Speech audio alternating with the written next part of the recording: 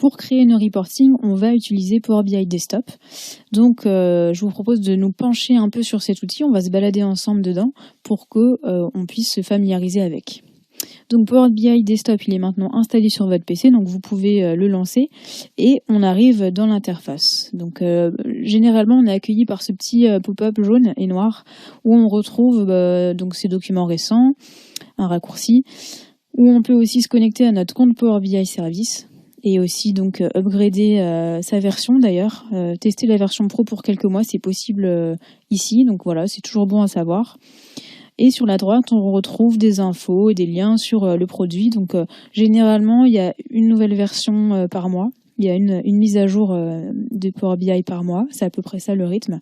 Donc c'est toujours utile de se renseigner sur les ajouts qui ont été effectués et aussi de s'assurer qu'on utilise une version qui est bien à jour. On a aussi accès à d'autres infos comme le blog.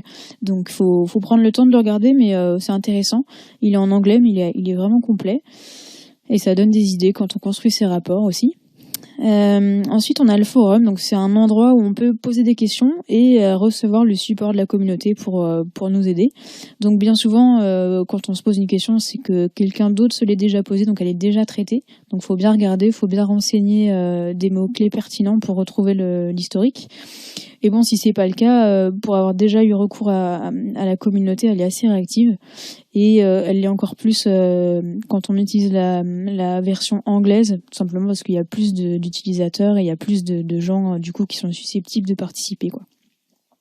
Donc voilà, le forum, c'est l'équivalent de Stack Overflow pour les développeurs, quoi. Ensuite, vous avez aussi accès à des didacticiels, donc c'est un centre d'aide où il y a pas mal de documentation, c'est très lisible, c'est très bien fait. Donc voilà, je vais fermer cette fenêtre puisque j'ai pas besoin de ces éléments tout de suite et j'arrive sur mon desktop. Alors comment ça s'organise. Donc d'abord sur le ruban vertical à gauche de l'écran, on a 3 modes de visualisation de notre fichier, de notre rapport, de notre desktop. Donc on a le mode rapport visuel. En l'occurrence, actuellement il est vide, donc je vais vous montrer un autre exemple, un autre fichier. Donc les graphiques et les visuels sont ajoutés et sont visibles ici. Le rapport il est constitué de pages, donc je peux bien sûr en ajouter ou en supprimer ici en bas de l'écran. Ensuite, on a le mode table de données. Donc, sans surprise, on a un aperçu de chacune de nos tables de données. Et sur la droite, on a la liste et les champs qui apparaissent et qu'on va pouvoir sélectionner. Voilà.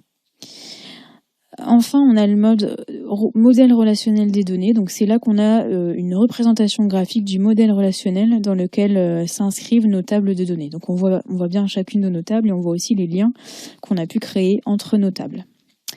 Donc voilà, pour les modes de visualisation, je vais revenir au mode rapport. Et donc, sur la droite, on a 2 blocs. Le premier qui est relatif aux visualisations. Donc, c'est là que je vais pouvoir choisir mes visuels, représenter mes mesures, personnaliser le rendu, etc. Et on a un bloc filtre qui me permet de manière très très simple d'appliquer un filtre sur mon rapport tout entier, sur juste une page du rapport ou alors sur simplement un visuel de mon rapport. Donc maintenant, on va passer au ruban. Donc, comme dans d'autres outils Microsoft, on a une partie fichier, accueil, affichage et aide. Donc, la partie modélisation, j'y reviendrai juste après. Dans fichier, rien de vraiment compliqué. On retrouve les boutons qui permettent de faire des actions classiques, donc ouvrir, enregistrer, etc. Et quelques actions sur le fichier qu'on fait. En fait, c'est des actions qu'on fait le plus fréquemment. Donc, c'est une manière d'avoir un petit raccourci, de les retrouver dans cette partie. Par exemple, publier ou ici relister les paramètres de nos sources de données, voilà, ce genre de choses. J'en profite pour vous montrer où est-ce qu'on peut obtenir des infos sur la version de Power BI Desktop qu'on utilise. Faut aller dans Aide et après à propos de. Et là, vous avez une petite fiche récapitulative avec notamment la version et d'autres petites infos. Maintenant, dans le ruban, la partie affichage, on retrouve donc des boutons classiques.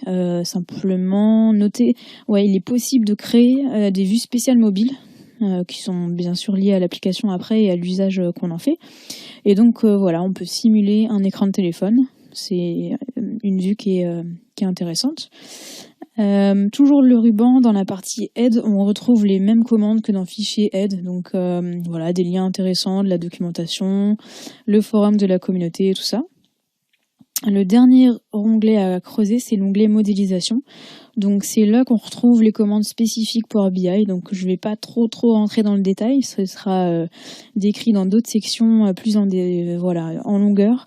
Mais sachez que c'est de là qu'on peut effectuer des traitements sur les données, créer nos mesures, créer nos calculs. Voilà, c'est un peu le cœur de l'applicatif.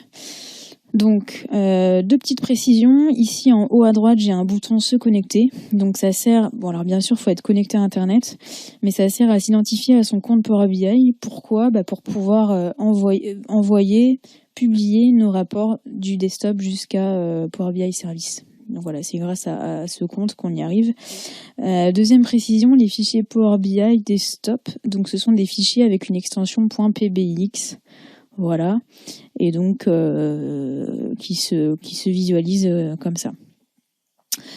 Voilà, donc un petit résumé sur le desktop, 3 modes de visualisation, le mode rapport, le mode table, le mode modèle relationnel. Sur la droite, j'ai les éléments pour paramétrer les visuels de mon rapport et le listing des tables et des champs de ces tables. Et enfin, dans le ruban, j'ai les commandes classiques et d'autres plus spécifiques, notamment dans la partie modélisation.